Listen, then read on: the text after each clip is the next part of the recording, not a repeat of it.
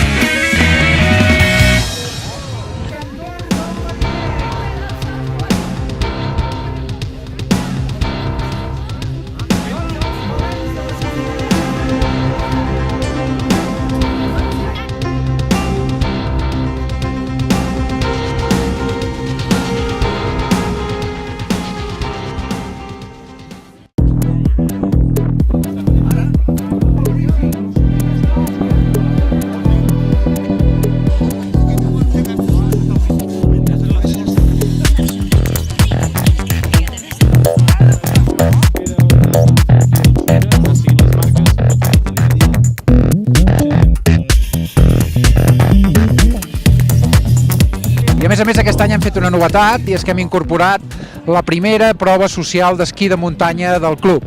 Una prova, hem sigut uns 25 corredors, encara una edició una mica incipient, però vist com està agafant l'esquí de muntanya en el nostre club i en general a tota la vall, segur que acabarà sent una prova també de referència per tots els socis.